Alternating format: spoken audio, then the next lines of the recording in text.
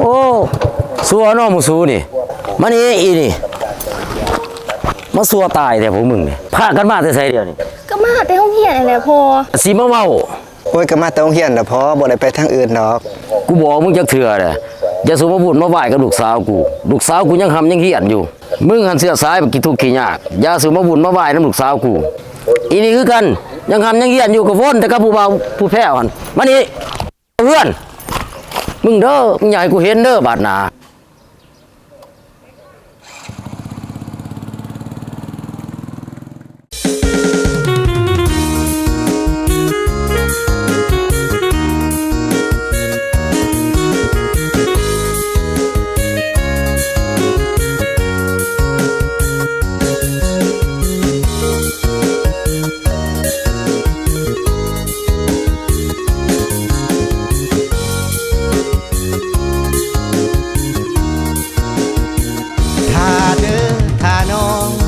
บอกว่าเรียนจบม.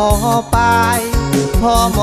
.6ผ่านกายน้องบอกอายว่าสิเรียนต่อม.7ปีนี้มักอีดีถ้าน้องได้บอกเบาหนักห้องขอเดินใจต่อคำที่ว่าดอกจำเด้อน้องเด้ออย่าให้คอยเก้อเมื่อพบเจอกับคนดำด้วยเบาหนักห้องคนที่รังหวยอย่ารอคนสวยตามคำเสนอปีนี้ปีหน้าให้สัญญายังคาอยู่เด้อสาวโม.7อายหักเสมอแม่นแท้บ่เหอคำว่าให้ดอกเรียนจบแล้วน้องอายสิมาขอปีหน้าบ่มีหยังค่าขอเพียงว่าอย่าเปลี่ยนใจก็พอสิตัวนักห้องให้คอยน้องได้ปีสันบ่หรือมีแล้วบ่น้องคืนต่อให้คืนพ่อแน่นึกก่อนคำเบาของน้อง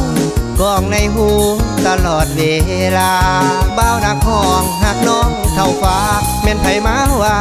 บ่สนใจนำขึ้นเหนือลงใต้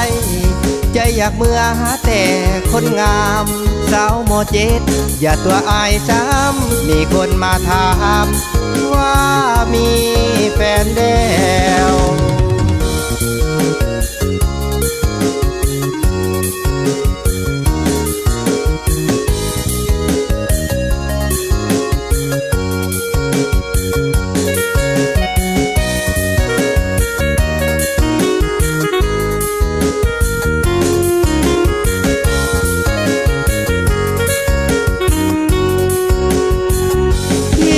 จบแล้วน้องอายสิมาขอปีหน้าบ่มีหยังค่าขอเพียงว่าอย่าเปลี่ยนใจก็พอสิตัวนักห้องให้คอยน้องได้ปีสันบ่หรือมีแล้วบ่น้องคืนต่อให้คืนพ่อแน่เด้อก่อนคำเบาของน้องกองในหูตลอดเวลาเบาหนักห้องหักน้องเท่าฟ้าแม่นไผมาว่าบ่สนใจนำขึ้นเหนือลงใต้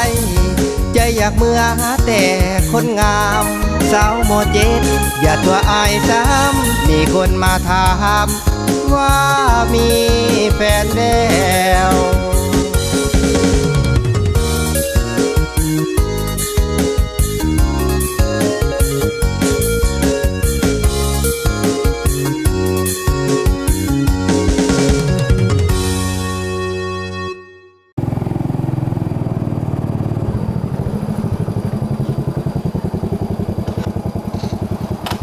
สบายดีพอ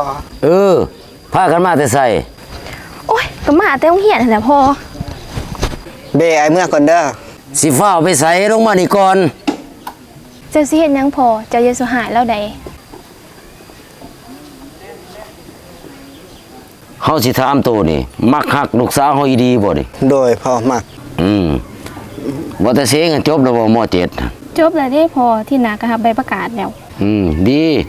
คันจบแล้วคันสิหักสิมักกันนี่พ่อก็บ่ว่าหยังผ่านมาดูฮู้บ่เป็นหยังพ่อจังหาย ของเจ้าบ่มากเล่า บ่แม่นพ่ออยากให้ลูกตั้งใจเรียนเท่านี้คือกันข่อยเบิ่งเจ้าว่าจะรู้จะมันบ่ผ่านการสังเกตของข่อยถือว่าโอเคผ่านถึงจะสิบ่ห่างบ่มีคือคนอื่น แต่เจ้ารู้มันพอก็พอใจแล้ว มีแต่ว่าให้รักษามูลเสือความรู้ความมันนี่แม่นเด้อลูกเด้อคืออีนางก็เรียนจบม .7 แล้วต่อไปพ่อก็บ่ห่วงบ่หามของเจ้าดอก แต่ว่าคันสิแต่งสิแป้งกันนี่ก็ให้อีนางนี่เรียนจบวิชาชีพก่อน โดยพ่อ เอาคันสั่นพวกเจ้าสองคนก็ลงซะพอสิไปพักผ่อนก่อน โดย ข่อยรถตกใจเบิดคือว่าเราสิเอิ้นมาหายคักๆเมื่อกี้นี่ พี่พรแล้วหนาโหดอยู่ แต่เราใจดี ดีได้อบัดนี้เฮาสิได้คบกันแบบเปิดเผยละ